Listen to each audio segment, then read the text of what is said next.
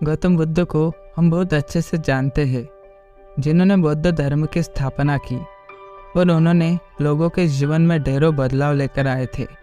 यह कहानी भी उनके बचपन की है, जब वे छोटे थे और उन्हें गौतम बुद्ध के नाम से नहीं बल्कि सिद्धार्थ के नाम से जाना जाता था। उनके एक चचेरे भाई भी थे जिनका नाम देवदत्त था। चलिए जानते हैं इस कहानी के बारे में। राजा सिद्धार्थ के महल के पास एक उद्यान था, जहाँ पर राजा सिद्धार्थ बैठकर प्रकृति का आनंद लिया करते थे। एक दिन जब वे अपने बगीचे में बैठे हुए थे कि तभी एक घायल हंस उनके पैर के पास आकर गिरा। उसके शरीर में एक तीर लगा हुआ था। उसे देखने से प्रतीत हो रहा था कि किसी शिकारी ने उसका शिकार किया है। हंस को तकलीफ में देखकर और उसी यूं ही फड़फड़ाता देखकर राजा सिद्धार्थ का दिल पिघल गया और उन्होंने उस हंस की सहायता करनी चाहिए। उन्होंने सबसे पहले उस हंस के शरीर से वह तीर निकाला और घायल जगह पर मलहम लगाकर उसकी पट्टी की। यह सब कर लेने के बाद देवदत्त कुछ खोजता हुआ सिद्धार्थ के पास आया। देवदत्त जैसे ही सिद्धार्थ के पास पहुंचा, उसने कहा, अच्छा तो यह तुम्हारे पास है, लाओ इसे मुझे दे दो। इसका शिकार मैंने किया है। इसका शिकार करने में मुझे बहुत मेहनत करनी पड़ी थी।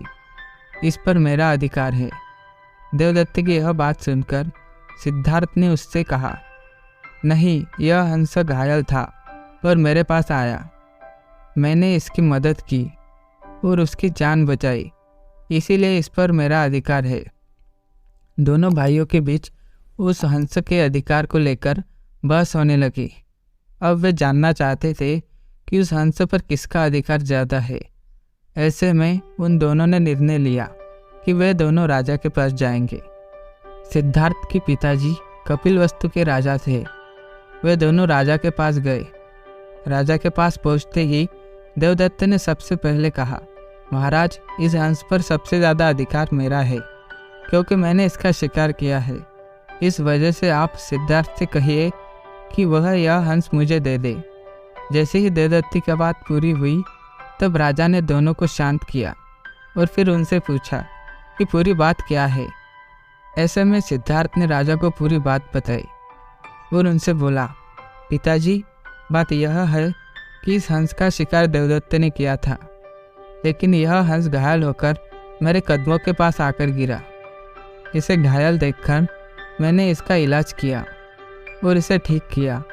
अब आप ही बताइए कि इस हंस पर सबसे ज़्यादा अधिकार किसका है। राजा ने इस मामले पर अच्छे से विचार किया।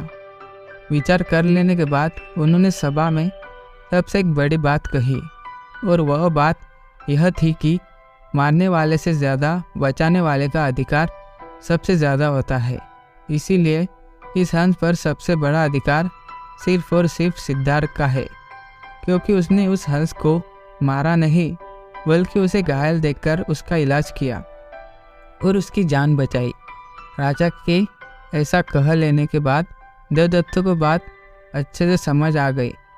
वह भी जान चुका था कि मारने वाले से ज़्यादा बचाने वाला का अधिकार सबसे ज़्यादा होता है।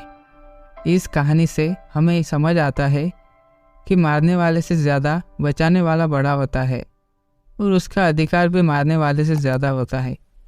इसीलिए हमें भी दूसरों की मदद करनी चाहिए और परेशान लोगों की सहायता करनी चाहिए।